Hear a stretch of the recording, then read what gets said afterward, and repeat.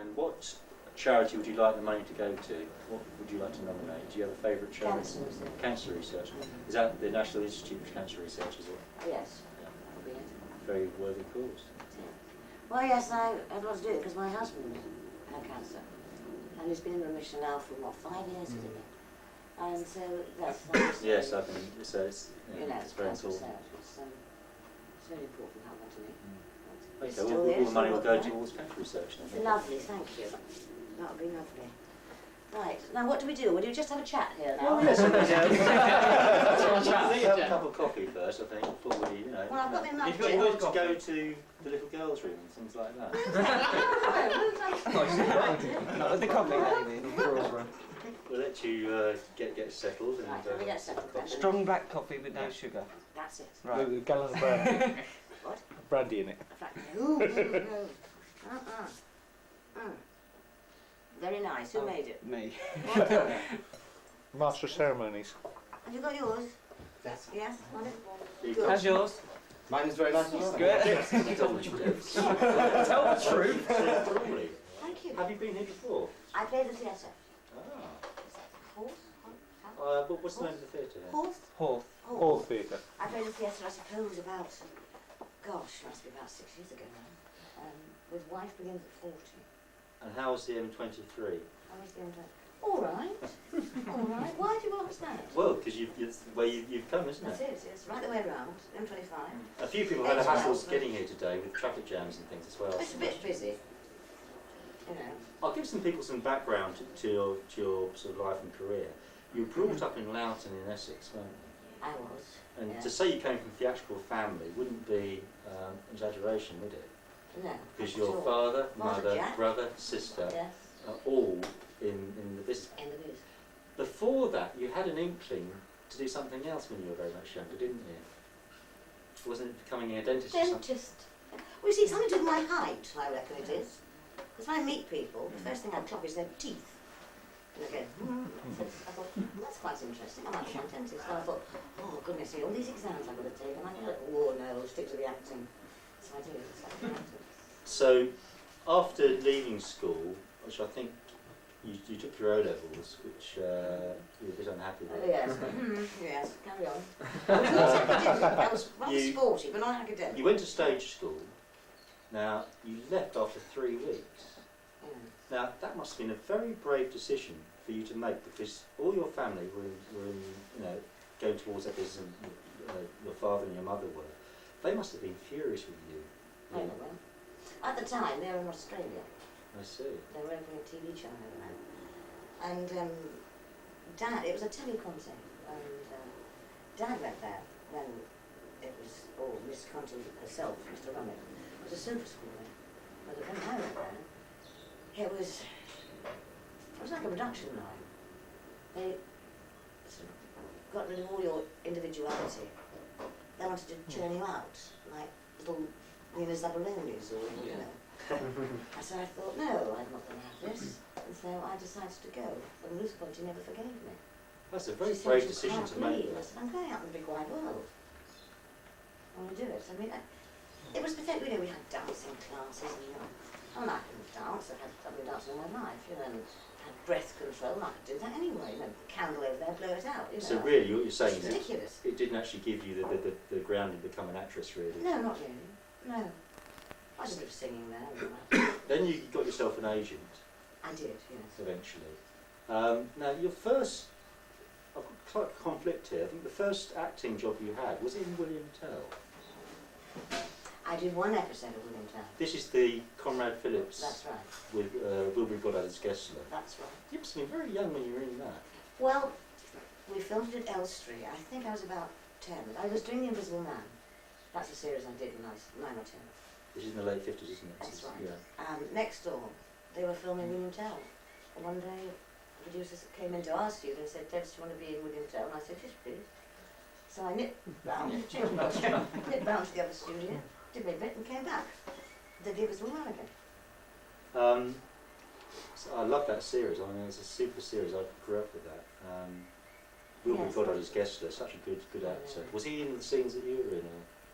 Oh dear, Do now you you're going remember? back a bit. I know I met him. I don't think he was in... I was captured as usual, and I was thrown in this jail. Lots of hands on hips and chortling and laughter and That's right. fly sucking, wasn't it? That kind of stuff. I didn't do that, but Glenn did that. Moving on a bit, you were in a Wednesday play called The Life of Lewis Carroll, Alice. the title role. Yeah. Just to explain to some of the younger people here, the Wednesday play was something the BBC did. It was a forerunner of Play for Today or Play of the Month. And it was Quality Productions shown in the evening. Now, you were on the front cover of the Radio Times for that. Well, I was. Which, When I got myself an agent, Father's agent wanted me, and Dillis's agent wanted me, and I didn't know what to do. And they both sent me up for this play. So when I got it, there was a hell of a row between the two of them, and so I had to choose which agent I go for, and I went with Father's. And I did find myself on the front cover of the Radio Times. I thought, cool, this is easy, this is good, you know, little did I know. is it true? It was written by Dennis Potter, by the way. Really? This was one of the first things he did, I First should things, think. yes. I remember it very well. No, I never knew it was written by him. It was Dennis Potter. Does that still survive, that Wednesday play, do you know? It does. I got a call from the National Film Theatre about 2 years ago, and they were going to show it. Really? And they wanted myself and George Baker, who played Dodson. Yes, Lewis Carroll. fine actor. And I met George after all these years at the National Film Theatre. He'd gone sort of white and he'd got bigger. That must have been quite Yes. Emotional seeing it. It was. It Yes, was I can imagine. terribly emotional. And I looked at him, he looked at me. Now, George is never one for compliments at all. You know. He looked at me, looked me up and down like this, looked away, looked me up and down again. He said, "You look terribly well." As if he wasn't expecting you to Thank be. you. And he said, "How old were you when you did Alice then?" And I went, "Well, you should know, George." He said, "What have you..." He said, "There's no grey hair. You look the same. What's the matter with you?" And he said, "Look at me. I've gone grey, I've gone fat." And I said, "Yes, but you've had a career, haven't you, George?" And just, he was lovely. He was a lovely man. And we saw Alice together. Watching it again, what, for the first time since... The first time. That must have been strange. It was extraordinary. And I remember the first shot of me at the piano. There was Tessa Wyatt playing my sister, playing the piano. And I was standing next to her, singing, and the shot comes up like that onto my face. And I knew exactly the shot. I knew what I was going to say. It all came back. It all came back, just like that. Interesting. I couldn't believe it. And it was a lovely piece. There was David Langton playing my father, Rosalind Crutchley playing my Yeah, mother. there's quite a chemistry, wasn't it? Wonderful It was a cast. good It was supporting good. cast. But I remember thinking, gosh, you know, it seemed terribly slow. I'd love to see that, I really It was would. lovely, but Yeah. terribly slow. I've got it somewhere. It's probably just the techniques for the 60s were different. I mean, cameras That's were right. lumbering, they couldn't That's really right. move them very much. They were huge things, they couldn't get low down to the floor. That's right. So it would have been very stagey, but It then for the was. 60s it would have been quite an But important it was so production. atmospheric. And of course it was in black and white. Mm. But I thought, can't believe I've seen this. And the first shot of me, as I said, was me at the piano. And I saw my face, I thought, good grief, it's my niece. It's just like my niece, Lucy. I thought, she's like me, but that's it. It's extraordinary. Is it true? Did you actually audition for the role of Polly Wright for Miss Lloyd? Now, you see, Because I read this and I wasn't sure if that was true. I or didn't not. think I did, but No, Helen, I don't. you said something about, you thought I did. Well, it does. It's all very sort of muddled now in the history of time, but It you is, but certainly saw Innes. I saw Innes and I I went was That's away. surprised to read that. I never realised that you actually auditioned for the role that Annika Wills eventually took. So But you I'm did, sure When we I sat down didn't. and tried to work it out, we think you didn't, don't we? I We don't that think I did. Annika was actually Because doing I- it at the time. Because when I got Who, I thought, well, I better watch this programme now, I'm going to be in it. And Annika was in it. perhaps he was aware of you at the time of the Wednesday play. He might He have did. He interviewed called you me or up, called you to wasn't see, just to, you know, to look at your resume or whatever, just he? to. That's right. But when the role was written for Victoria Waterfield, he and his script editor Jerry Davis, who actually sort of created the character, so to speak, then they all came through from his office to actually for you to go and see him. Is that right? Yes, that's right. That's And then right. he offered you the car. Yes, but we decided I wouldn't do it for some time because I wanted more experience. But he's obviously very keen to have He you. was It's very keen to interesting. have me. He's obviously grooming you then for, you know, like if you... I think he must have done. Because he said, I've seen you in the Wednesday play. And I thought you were smashing it. I'd like you to be in who? It's nice to know that there's a chance you might get in something at a later date, because obviously for an actress, particularly starting out, you want to have things in the future, don't you? That are going Yes. to, it must be very difficult to try and get that experience by doing good work. Yes, you see, the days of weekly rep are over. Sad, that's isn't where it? you used to get your grounding as an actor. Go into weekly rep. My dear friend of mine, Henry McGee, did it for over 10 years, weekly rep. And I said to Henry, I don't know how you're still sane, because I couldn't do that. We run a theatre, for instance, weekly rep for the season, summer season, for 8 weeks. And I direct there. Sometimes if they want me to, I appear. But the young kids, I mean, they learn one play, they put it on, and the next morning, after the first night of the first play, next morning they go in and rehearse the next play in the morning, go away, learn the lines for that play, and at night do a different play. You know, and they do this for 8 weeks. And we've had people falling down and saying, I can't take any more, you know. Young kids. But also, as well as not being a rep, I mean, there's the actual, years ago in the 60s, you'd actually go before the director or the producer and actually audition by those two, or one of those two. Nowadays you have casting directors, there's like this big strata of people between the director and the producer, Yes, isn't there? that's true, but you always have casting directors. Yes, but you actually got to see the director at the audition or the producer, didn't you? You usually do. Which today, I mean, it happens less, shall I say. That's true. I really don't know what the point is of casting directors, quite honestly. Because the director Get big has to salaries say for it, anyway, you know, who he wants.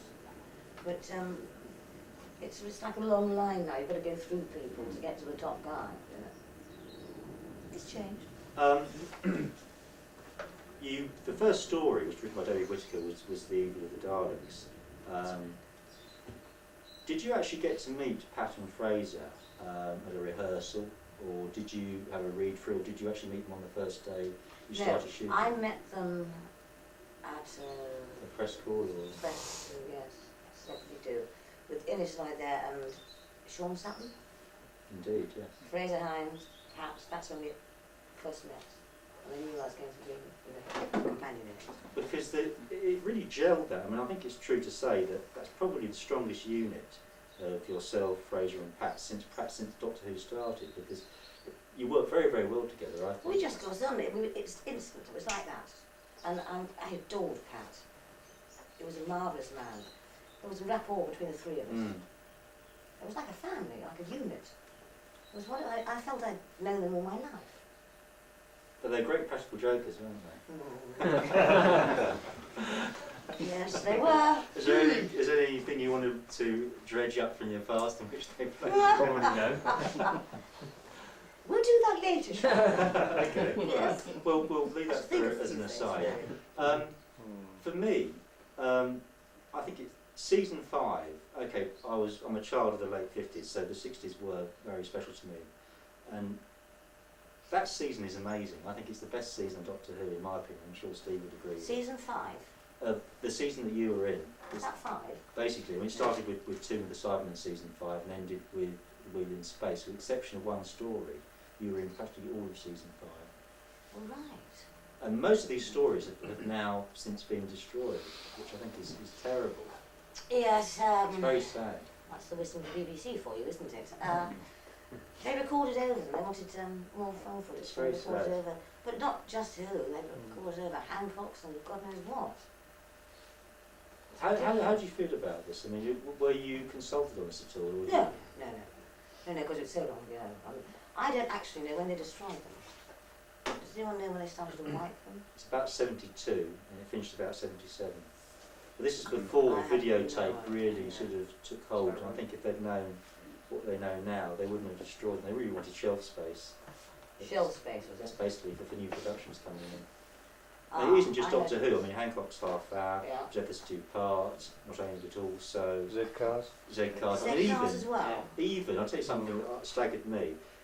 in the in '69 when they did the Apollo 11 moonshot, Yeah. Yeah, they Um, got rid of all they that. had the actual, obviously the NASA feeds still exist because they were live feeds from NASA. Yeah. But the studio footage between Patrick Moore and James Stewart was about 5 or 10 minutes that survives of that, and there was hours and hours of it. And think of the significance of man landing on the moon, and Patrick Moore and being in the studio with James Burke, and they've got about, say, 5 or 10 minutes left of that. The hours and hours they had are destroyed. And at the moment, that's the top of their list of missing material.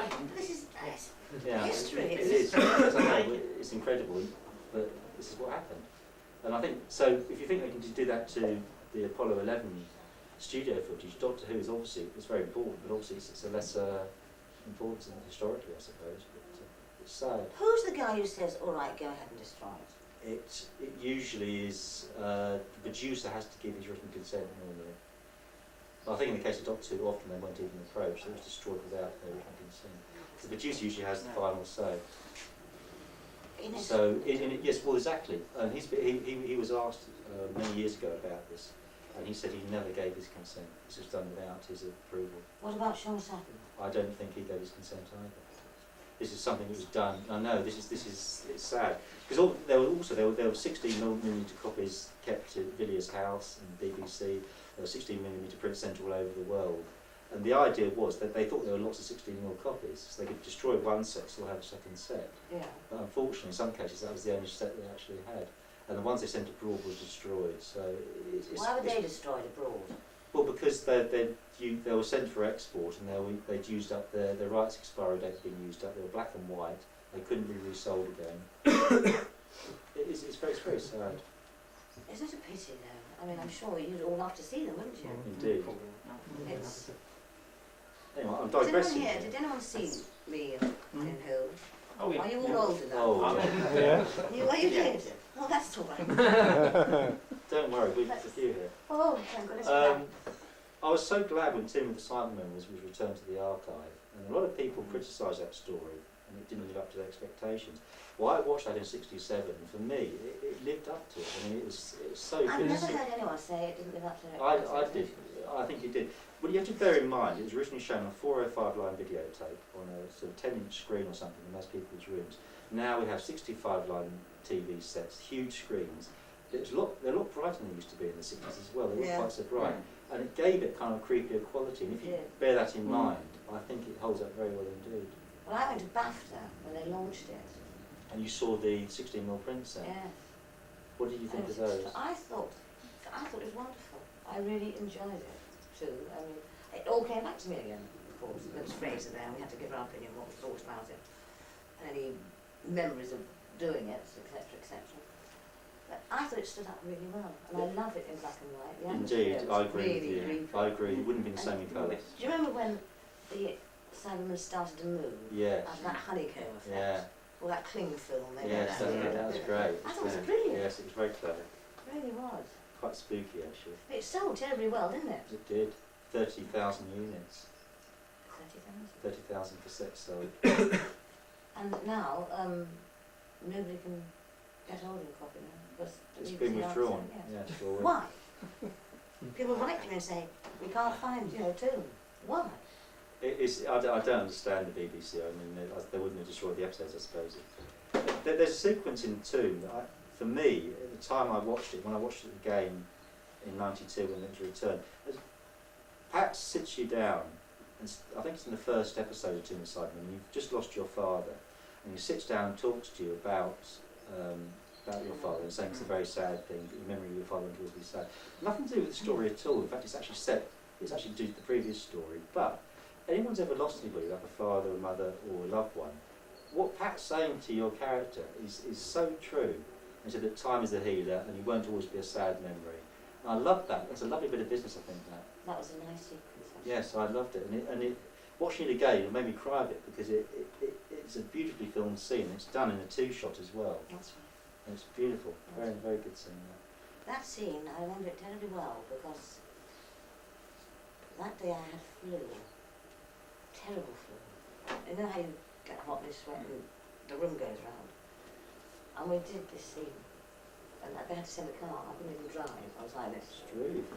Why did they let you film? You should have been off in bed, shouldn't you? Yes, but no, you had to do it. This is the BBC. But you had to do it. It makes me good there soon. And I got to this scene and I thought, I'm nearly there, I'm nearly there. And we started this long speech, the dialogue between us. And as I remember, a long speech at the end.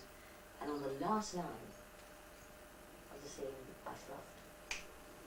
And they said, we have to do it all over again. I said, you have to be joking. I can't even breathe now, so I had to do it twice.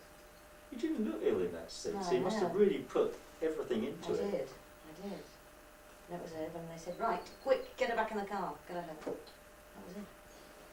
Patrick had an ability to sort of change the lines, the dialogue, not to change the thrust of the story, but obviously as an actress you have cues where you're supposed to come in. And if he's changing the dialogue, that must have been so difficult to keep up thinking, where is he in the script now? I mean, obviously it probably added to the scene sometimes because it gives you the spontaneity, but that must have been infuriating. I just thought, here he goes again. He's doing walkabouts with the lines. When he stops, I'll start. I used to get irritated what he used to come out with sometimes. I thought, I've never heard this. I was sitting at this one, and I look at him, and he knows what he's doing, and the twinkle in the eye goes, I'll kill him. Come on, get on with it. When do I speak? And he goes, like that. My turn. It's one of those. He was a wonderful man. He didn't deviate that much, but sometimes he did. He'd just steer the course slightly, gradually off, and come back to the course. So you were going, as the other actor, I don't know what I'm going to do here. We'll come to a bit I was asking you about earlier, to Fury from the Deep, which was your last story. I love that story. I mean, I hope one day we see some more of it. Maybe we will, I don't know. Well, they've got stills, haven't they? They've found some censor clips in Australia that were cut, that were too strong for Australian people to watch. Too violent. Yes, was just there's clips here and there. But as I was saying earlier, there were practical jokers. There was a scene when it was your birthday, when you were standing by the foam the seaweed creature was producing. Oh yes, on Margate Beach. And they gave you the bump. Oh dear, that was terrible. I remember that. I was freezing. Well, I was in the show, as you know, for a year. And I started out in the long Victorian frock. Indeed. By the time I was in character, filming, yes, in character. By the time I got to Fury from the Deep, like nearly a year afterwards, I was wearing a helmet. little frock anyway. And it was freezing. And the shot was, if I can remember correctly, there's the dinghy out at sea with Fraser, Pat and myself. And the boys jump out of the dinghy, drag it onto the beach, and I jump out. So it's all the sand and the water, etc. We start walking along the beach, and all of a sudden, this huge pile of foam. And I actually said to Pat and Fraser, look, do me a favour, come on, I've got hardly anything on here, and I'm going to be freezing. I don't want to go into that foam. Let me stand on the periphery of it. And they said, fine, don't you worry. So we start this, and there's the dinghy, get out of the dinghy and start walking along the beach. And we come to this foam. I'm going, oh, doctor, oh, what's that? Foam. He said, this looks interesting. And Fraser thinks, very interesting, doctor. And they start to go into the foam. And they know, I'm on the edge of the foam. I know I can't move because of the camera, right? I cannot move. I'm there. Now, the town of Margate had heard that we were filming. So behind the camera was Joe Public, right? And they came down to see what was happening. So anyway, this is the shot. They go in the foam, and they start mucking about and doing all this and up and down and jumping about and Pat's doing this and Fraser's going, woo, and they're going, what is it, what is it, what is it? This Victoria bit, oh, doctor, doctor. All of a sudden they stop. And they very slowly look at each other. Very slowly. Look at you. Look at me. And even more slowly, they start to walk. And you knew it was going to happen here, I suppose. Easy target. Oh no, I can't do anything, I'm stuck. I'm going, what are you doing? Oh, what's happening? And they grab me. And of course they pull me in the middle of the foam and give me the birthday bump. Good old, I come out like a foam monster. There I am. I'm going, oh no. I was going, I'll kill you, I'll kill you, I'll kill you, I'll kill you. And the director said, cut. He said, what a brilliant idea. Where did that come from? I said, don't speak to me about it. He said, I love that, but there's only one problem. I said, no. What? I'm afraid, what? What's the matter? He said, someone laughed behind the camera. I went, what? Someone laughed behind the camera. Member of the public. I went, yes, so? And they went, I have to do it all over again. Rub her down, all that, dry her off, and we do it all over again. And I just went, oh. And that was it. You're on the series for a year. Was it a conscious decision for you to actually leave the series? Do you think, look, I've got to do other things, I don't want to get typecast into playing this role? Did they ask you to stay on? Or? Yes, they did. They'd written me in, actually. I thought I'd done enough. I couldn't do any more with the character. In those days, she did scream a lot, let's face it, and she was always dragged off. And it was sad. Very useful in Fury from the Deep, because your screams killed the monsters. Well, absolutely. Came into my head there. Yeah. Oh, yeah. Leather lungs. Yes, you're Miss Netherlands. Leather lungs, I was. No, I felt I couldn't do any more with her. Now, when you left the role, you were out of work for 6 months, and this is this terrible typecasting thing where the casting directors, producer directors don't want to cast someone because you're associated with this series, which I think is ludicrous actually, but this is, everyone thinks like that, or seems to think like that. Yeah. That must have been a kind of scary bit, because you'd been, employed for, obviously not working all the time during that year, but most of the time, certainly 9-10 months at that time. Then you're out of work for 6 months, trying to put your resumes in, your CVs in, trying to get work. You eventually got into a series called The Newcomers. Well, within those 6 months, I opened a boutique. Boutique? In Essex. My father had a tailoring shop, which wasn't going too well. And at the time he was doing the Power Game at Elstree. And Which you were in the Power Game. I did never say that, you're right. Oh, you know a lot about me, don't you? And I remember him coming back one day from the studios and saying, I've got an order for a suit for Harry Seacombe and various other people, but Harry really wants this suit. Anyway, the time comes for Dad to deliver this suit to Harry Seacombe. In person? In person. Now, he gets to the studio and Dad says, the suit's here, in the bag, etc. Harry says, I'll go with the other one, Jack, put it on, etc. He puts it on, and Daddy through the door could hear Harry shriek with laughter. He said, this is a joke, isn't it, Jack? Daddy said, what do you mean it's a joke? What? Come out here, Daddy said, don't you like the suit? He said, you've got to be joking. And he walks out, and the suit had one leg. Harry, he was hysterical. Daddy thought, what's going on? What he didn't realise was his tailor, the guy who actually ran it and made all the suits, had gone mad. And he was stuffing all the suits up the chimney breast as well. So Daddy said, I've had enough of this. I said, I've got a great idea, I'll take it over. I've got some money from who? I'll open a boutique with my best friend Joan. So I did. And it was just peaking with boutique business, just peaking. And I thought, well, this will be all right. This is fine.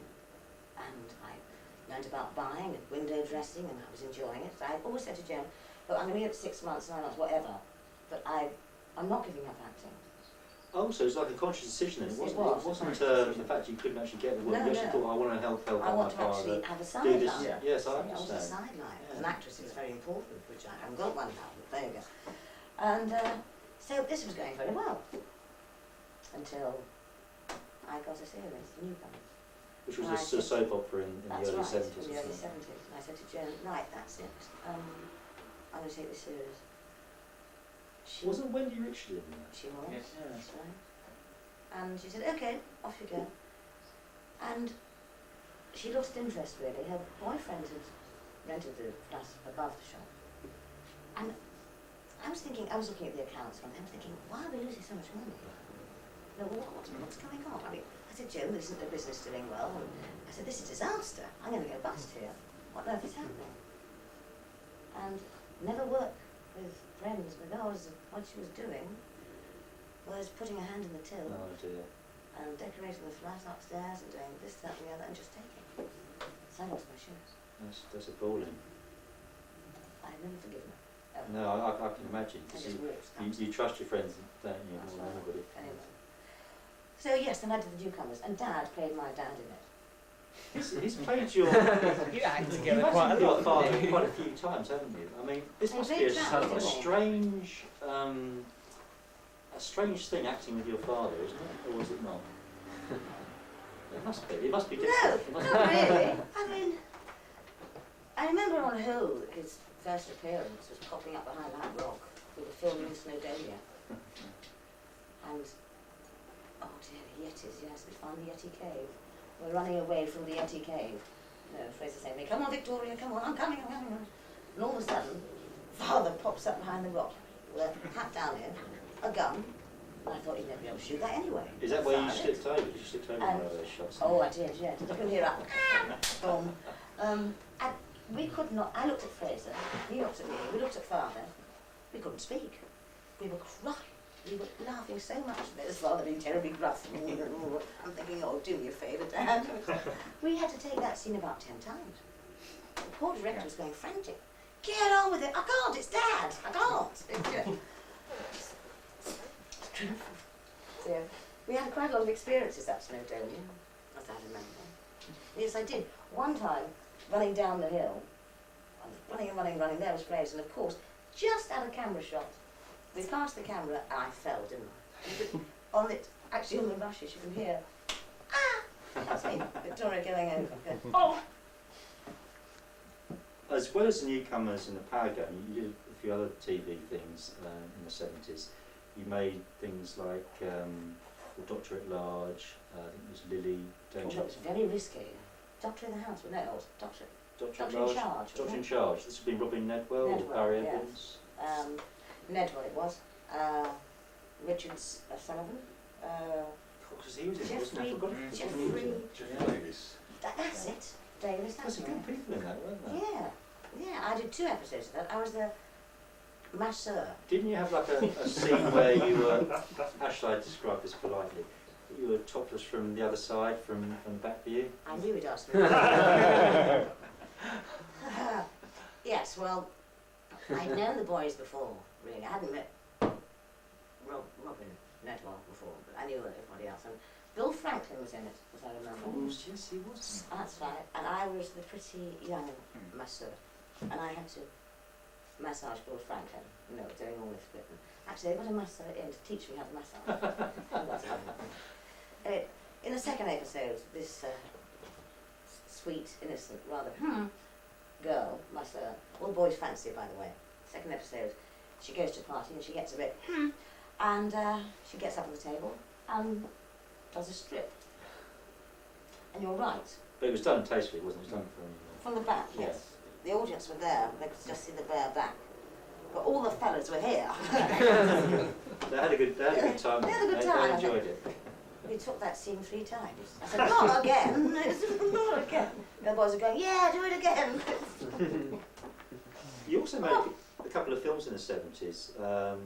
Interesting enough, both with sort of rock stars, because you made a film called Take Me High with Cliff Richard, and also you made That'll Be the Day with David Essex and Ringo Starr, That's right. which I think had a sequel called Stardust, didn't it? That's right. Adam Face did that. That's right, yes. You also acted in the West End. With Adam in Alfie. Indeed, and there was another one you did as well. Dangerous for Dinner, was it? Oh yes, Deborah, yeah. Did that for 2.5 What- years. Acting in the West End, is it different to acting in the sticks, so to speak? Do you feel there's more pressure on you, or do you think it's just the same, just you pushing towards There is the a bit more audience? pressure because people who are important see you. There is pressure.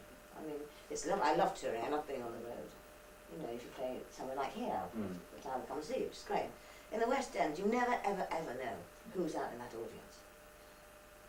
Must make it You're quite gonna exciting, or see perhaps like nerve-wracking, I don't know. It's pretty nerve-wracking, but then you do get into it. You can't be nervous every night. A certain amount of nerves is good, or you wouldn't be able to do your job. And I've seen actors who are so nervous, and they will be nameless, so nervous that they get on, and they're literally like this. So Some stage show up fright, before yeah. they go on. Yeah. They're ill, everything else.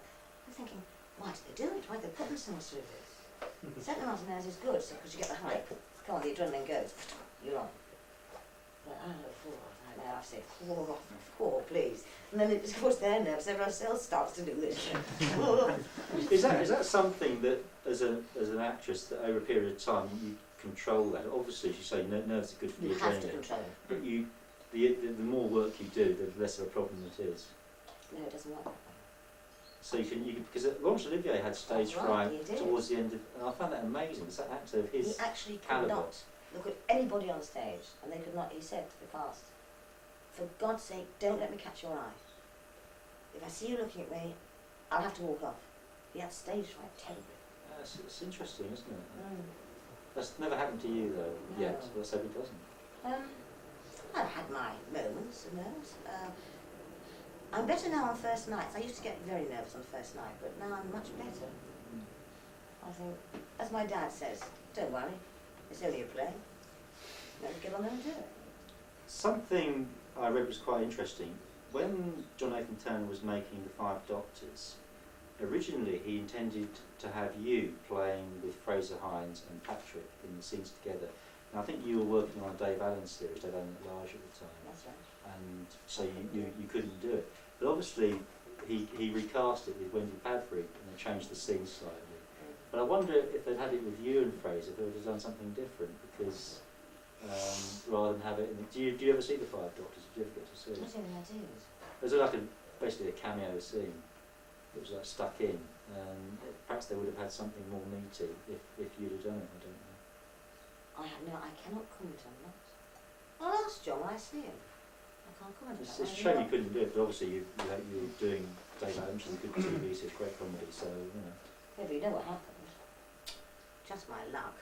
I turned down, I couldn't do The Five Doctors, right, as you know, because the series. Dave Allen had gone from BBC, where he used to do his shows, right, his series, to, what's the one in Tedding Thames?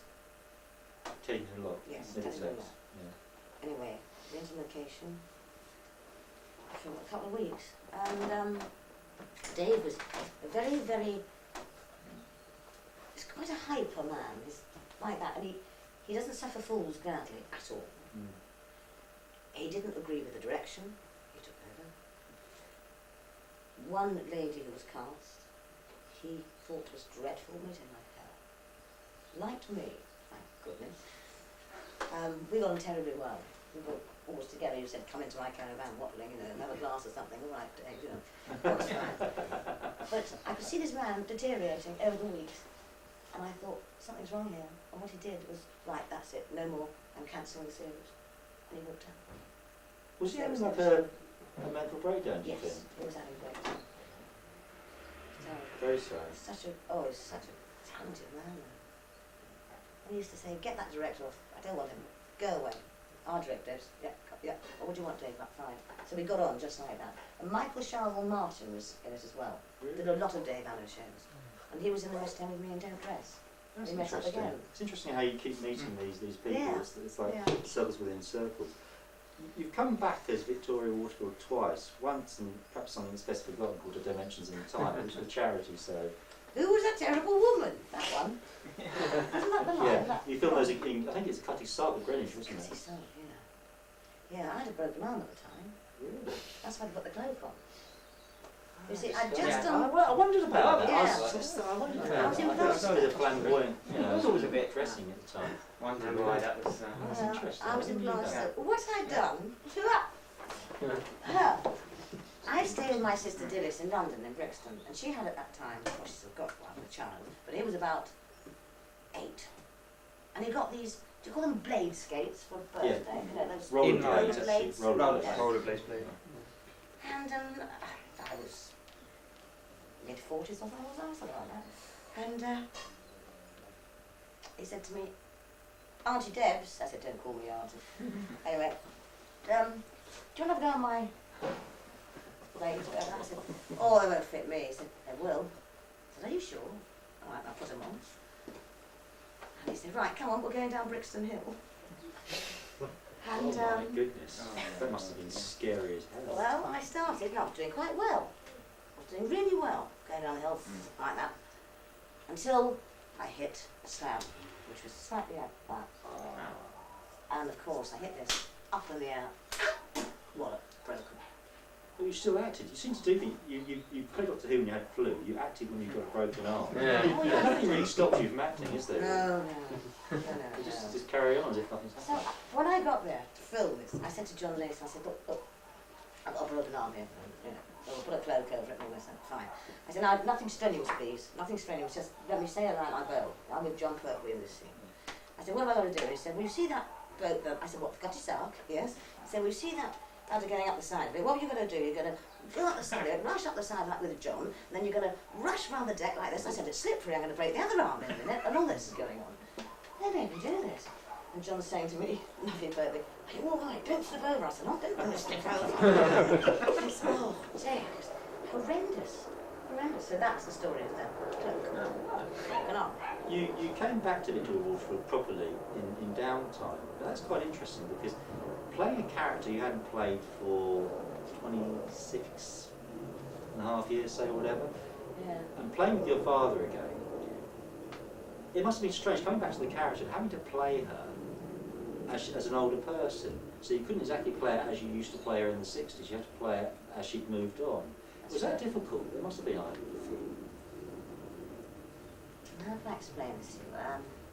Or was it interesting playing the character Well, at it was interesting, yes. a further stage in her life? Well, when Keith Bonfire rang me up and said, we want you to do this, I said, fine. They had to postpone it once because I was in the West End and I couldn't do it. Yeah, obviously, They put it off West for a End year. is pretty prominent. So I said, I'm coming out now, right, I'll do it.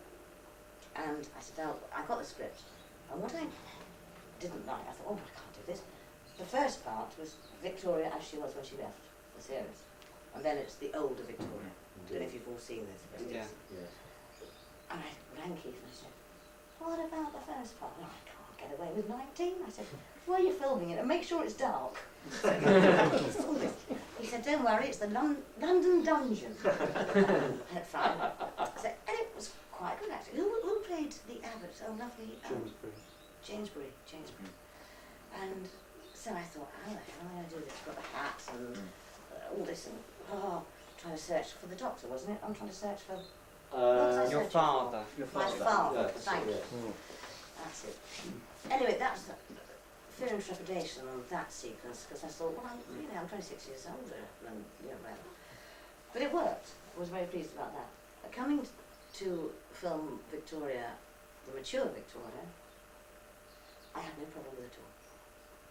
So were you Just given came back. were you given much sort of script or direction to work from, or was it just mostly from your own sort of way of performing it? My own way of performing it. Chris Barry directed it, didn't he? He's quite a good director, isn't he? So. Lovely. And he said to me, Watling, I don't have to direct you. Oh, that's nice. Not He that likes just you, all doesn't he? pleased. He just said, no, don't have to direct you, you do it, you've done it, you've got it. What's anymore? Which was lovely for me. I got the reputation of one take Watling on that one. At the moment, you have your own rep company in Colchester, I believe. Is that right? Frinton on the Sea. Frinton on Sea. Yes, that's where Mum and Dad live. Is what's coming up in the future? Is there anything we can see you in coming up, or? At Frinton, it's only a weekly rep in the Sunnies. For 8 weeks. So you're doing one play for 1 week and then changing the play the following week, or? That's right. So you're doing One play a week. 8 different Yeah. plays. That must be tough. Tremendous. As I explained to you about Yeah. rehearsing in the morning, do a different play at night. Do you? You must I go in don't- sometimes I don't- thinking you're in the wrong play. I No, mean, no, I don't do this. No. I direct, and if they want me to appear, I'll say I'll do Oh, one. I see. That's it. So I don't do the Oh, I whole see. season. Because Oh no, too old for all that. so you do the occasional turn. If Yeah, you, occasional turn, yeah. Do you like that? Do you like being behind the scenes more? I love directing. I Is it really something- adore directing. But people in this business categorise you. It's Debbie Watling, actress. And I go around to places, I play theatres, and I talk to the administrators, and I say, look, I can direct. I can actually direct. Come on, give me a chance. I've done this, that, and the other.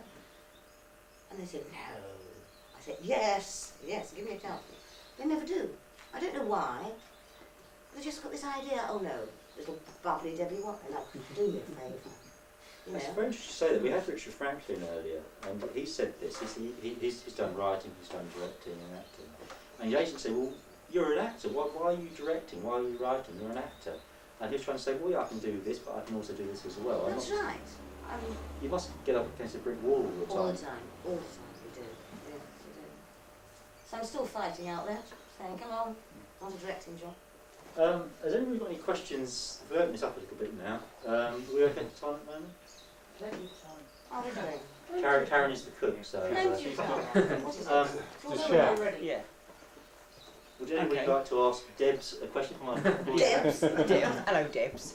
You've obviously been asked what's your favourite story, Yeah. but out of all the stories you've been in or you've seen, what would you regard as your favourite classic? Story from who? Anyone, if you've seen any or one you've been in. It's got to be Doctor Who, is it? Yes. Yeah. Fury from the Deep. Got to be Fury. It's got to be Fury. Why is that? Because I love the monster, and I defeated it with ice cream. I love that monster because it was a menace. You didn't see it for the first 4 episodes. That's true. You Yeah, heard the it. You noise. heard this noise The in the heartbeat pipeline, getting didn't you? nearer and nearer Oh, apparently and stethoscope. nearer. That's right. I thought, what is this? You know. And when you did It see was it, it quite was pretty spooky, good. actually. That was It was all scary. foam, was it? It was all seaweed and foam. For all the grates and things. That's isn't right. it? It was Yeah. all, I love that. Vic Pemberton wrote that, Mm. didn't he? Was that the first one Vic wrote? Do we know? I think it must have Yeah, been. I think it was, wasn't it? Yeah. Do you remember the end of episode 1? The end of episode 1. Yeah. No. It was all about you. Was it? Well, Elaborate. Well, Just let's screaming. elaborate. It was just screaming behind a door. I've only heard it. That was all it was. End of episode 1. It was just screaming. Gosh, you're getting me here. perhaps the behind foam a door. creature was Yeah, after you. you. As far as I know, you stuck behind a door, and you had Pat and Fraser trying to get in. Was it the tank? It was The, tanks, that the was it, oxygen yeah. area. The what? The oxygen. The oxygen, you know. The room you're was in the filling oxygen with room. gas and foam and things. Vague memories coming back here. Very vague it is. So I haven't seen it. I'm not old enough. Not So I don't remember it. 1968, so it's a long time ago. It's quite a while ago. And they found you lying on the floor, Did they? or or on the floor, not unconscious, but not aware of your surroundings because you've been screaming a lot. I can't remember. Because you've been screaming. Don't get that feeling. And every time this gas Don't get popped that up, bit. Fraser would sneeze. Do you remember that? That was how they knew there was gas. He'd just start sneezing. I don't remember it. Must have meant. I remember the story. But that's the You've seen it, I haven't. It's a long time ago. I mean, I vaguely remember something about that. I remember the tank full of foam, and we had to come up through it. Mm. Is that right? We filmed that at Elstree Studios, not Elstree, Ealing. And there was a ladder. And I explained, the tank was up there, there was a ladder, and the three of us had to go up the ladder and come straight through the foam. It was Pat went first, then it was Fraser, then me. And what they hadn't accounted for was my height. Well, Pat went up and he was all right, he got out of the foam. Fraser went up, he was all right, he got out of the foam. I went up and nothing happened. you stood in It there. was going, yeah, what? And Pat actually literally dragged me out, and I was coughing, I was going, I couldn't breathe, it had gone down the lungs, and up, There must be people on the set to stop that kind of thing from Pat was happening. nearest. It's He just unbelievable, dragged isn't me. it? Just, That wouldn't be allowed today, that No. kind of thing, would it? There would be people sued over that. no, just check me out. I'm glad Thank you you, survived, Pat. didn't you? Thank you, Pat. Has anyone else got a question? Deborah Watling? Well, I'm here all the time. I'm here for a Okay, long time, tell us isn't about the it? helicopter scene in Fury from the Deep. Tell us about that. Right, well, it's... yes, a helicopter, yes. There were no doors on it. That's right, wasn't it? And the scene was, Fraser and I had to run to the helicopter, get in, and it takes off, goes whoop, right up high, and we travel over and land on the top of the cliff. And I said, Fraser, there are no doors on this helicopter. Be a gentleman. Let me get there first. So I'm in the middle. There's the pilot, there's me, there's you. He said, Debs, of course, little Debs, of course. Yeah. So I thought, thank goodness for that. 'Cause I don't mind heights, I'm just a bit uneasy, you know, because I'm like the... And so the director goes, action! And I've never ever seen Fraser run so fast in my life. He beat me, he leapt in the centre, and I had to leap in like this. And I said, oh, Kelly, you're going to get off there. We're going up, And Fraser said, I don't think we're going to make the top of the mountain. I said, what are you talking about? He said, it's going to have to go like this. I said, get off! Oh, it was horrendous. I killed him. But the pilot was a very strange guy. Thank goodness I didn't know about this before I did the shot. He came up to me afterwards and he said, "Dear Debs," because we're on location, we're staying in the same hotel. He said, "Dear Debs, fancy a drink in the bar with me tonight?" So I went, "All right then, okay, I'll meet you down there about 7:30, whatever." And he comes down looking very, he was quite handsome actually. But anyway, that's all the story. He said, "What would you like?" And I said, "Dry white wine, please," which is my tipple. And what do you mean? Yes, you've heard about this. And I said, "What are you going to have?" He said, "I'm going to have a brandy." I said, "Fine." So we're at the bar, and we're standing at the bar, and I just sip my dry white wine and we're chatting, and he looks at his brandy, and he goes, and it's gone. I said, "Oh dear, I've got an alcoholic on my hands." And he's looking at the glass, and I'm just sipping my dry white wine. No. I look round, and now he's proceeding to eat the brandy glass. He's eating this brandy glass. And I think, I've got a nutter here. He must be a It nutter. must be like sugar glass or He's got- something. No, it was, I promise you, it was glass. But it ate it, and then there was a stem left went like that, and he said, "I'll have another one." I'm another one. Oh dear. He got Someone through to about mess 3 with. glasses, and I'm going, I think I'm going to have something to eat now. I think I'm going to ring home now, you know, what is going on? No wonder there was no doors on the helicopter. Oh dear. You've got package between takes. Yes, he wanted to actually land the helicopter after filming, land the helicopter in our back garden at Dalton Really? to surprise mother and father.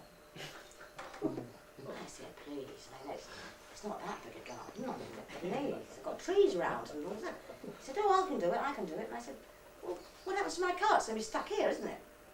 "Ah, we'll have to think about that one," he said. And I said, "Don't think, I'm driving." Weird. Really weird. I'm curious, do you, without being discreet about this, do you, when you get royalties from the BBC for the videos or the TV shows, do you actually get royalties per episode? Are you told what those royalties are for? No. Like Tomb of the Cybermen? Oh, yes, Tomb, yes. Lots of audio ones about that, like audio. Yeah. There are cassettes. some, Yeah. yes. I get some royalties off those. No, what's some colours? Right. Okay. We'll get to that. We'll get to that later. Anything to do with who, yes. But apart from those are cornerstone cards. Don't get anything for that. What else do I get? Yes, royalties Elizabeth on? Slade mentioned that to her. She thought that was really wrong. That that is she really didn't naughty, I give think. something. It is. But usually I fail. You know, but those, there's something else, wasn't there, Alan? Something that was... Yes. What? No, it's got pictures. Those pictures of pictures. They sell. Yeah. At these conventions. Mm. People are going around getting a picture and taking a copy of the picture, so it looks like sepia. Mm. And you have no control over these whatsoever. Mm. Nothing at all. We're trying to do something about that, aren't we? But it's a rip-off for all the Yeah, films no, as well, I agree with you. honestly. I think this you're quite right. Total It rip-off. is good. Can you tell us, have you actually worked on this forthcoming Ice Warriors tape? Because the BBC are releasing this on the, I think, the 16th of November. Did you work on that at all with Fraser, or Yes, we presented it together. so that you've actually got like introduction to it? Yes, oh yes. So we look forward to Yesterday, that. oh yes. We filmed that in Ealing again. That's where the BBC, Windmill. what was it? Windmill. Windmill? Was it Windmill? Windmill Studio. Windmill Studios, that's right. And they had all the stock rooms there of the films, you know, all the rats and all the things they've actually kept. Yeah, which aren't me It's, now. well, it's quite Right. cool. And so we actually filmed in the stock room. I hope more of you appears in 30 Years in the TARDIS, because most of that was cut, wasn't it? Which I think was really Which sad. one was 30 Years in the TARDIS? The one with Kevin Davis. It's One which was a documentary, Yeah, one yeah. from 93. Oh yes. Because most of With that, with the the- stuff he filmed with Yeah. Fraser, Yeah. ended up cutting room floor, didn't it? Really? Which is very sad, I think. But I'd like to think, because this one's particularly the Ice Warriors, and you two were in it, they'll give you a bit of screen time. They will, because we introduce sections. Oh, And then we excellent. introduce it together. Then I might do a section without Fraser, and he does a section without me. Oh, So we're in it right the way through. Oh, that should be good. And you have certain clips of us. Well, we're all going to buy it. Nice we're with gonna the buy it. accent anyway. We'll So. buy a copy. I hear it's turned out brilliantly, I'm told. Oh, I haven't seen it, but I hear it's Really good.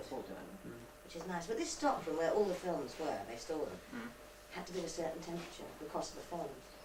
And it was freezing. And we were so cold. It really brought me back to the days of Doctor Who when I was always pelvic cold somewhere, you know. But it took us 4 hours to do it. They only sent me the script 2 days before. And I said, I thought we were just going to chat. Oh no, it's presentation. I said, what? And I'd never presented anything in my life, really. So Fraser and I got this script. You know, we met, of course, there. Fraser was late, so I did my first bit first. But I was thinking, I've got to learn this script, and I'm shooting soon. You know, so the 2 of us were walking around like this in between shots, going. Oh, yes. It occurs to me, BBC hasn't really changed much over the years, and they're still sort of low budget. They're still doing things at the last minute. They They're did. still, you know. Certainly the last one. I said, really, I should have had this script 2 weeks ago. Do it justice. But you draw from somewhere and you do it, and it's come out good. So that's all right. I think we've got some dry white wine if you want one later. Oh, I'd love one. So don't worry about that. Thank you. Lovely. Yes. It was nice seeing Fraser after all these years. He's looking very well. He's lost weight. He's very brown. I think we've got him at a future. Very nice. I think we've got him coming here at a future time. I think in February. I think we've got him February or March. March. Is it March? March. Man over there knows. Do you do a lot of these? You're the 5th guest we've had. We've had John Leeson, Elizabeth Sladen, Richard Franklin, Yes. Katie Manning. But you're, How's Katie? she's completely on a different. Terrible matter. She's completely on a different planet. Oh, I mean, yes, that was quite a. How shall I put it? An interesting occasion. Whoa, yes. So you're the first one that's worked with Pat, and from our point of view, well, I'm very biased because I'm Pat Troughton, I think he's a great actor. Ah, yeah. And we want to eventually do Wendy and Fraser as well. So. Oh, good. With all the Troughton, and obviously Annika and Michael as well, because they went with Pat in his first few stories. That's right, yes. Talking about Katie, I must say, oh gosh. I hope she didn't see this, she's the nutter. You're a lovely person, Katie, Yes, who's she- watching this. I met her, what is it? At the Deborah in Hammersmith when they did Panoptica there, long time ago. Yeah. There's Katie, I haven't seen her for years. That's 93, wasn't it? I don't know. Yeah. She took one look at me, she went, oh, little Debs. And did this, and I went, hello Katie, hi. And we had to go up onto the platform, we had to be interviewed. But behind the set, she said, come on, it's our turn now. She took me by the hand. I'm being led. Yes, I'm led by this. Yeah, hello everybody, and this nutter. She needed you to show her where to go, because her eyesight's pretty And she poor, said, wasn't it? come on Deb, sit down there. I'm going, this is ridiculous. Very funny, very funny. I think now we would like to draw it to a close, if that's okay for the time being. For the time being, yes, whatever. Because- I was totally in your hands. We're going to have Literally? something to eat now, so the people Oh, watching yeah, this we're video don't be partaking in it. For the time being, thank you very much, Deborah Watling. Thank you.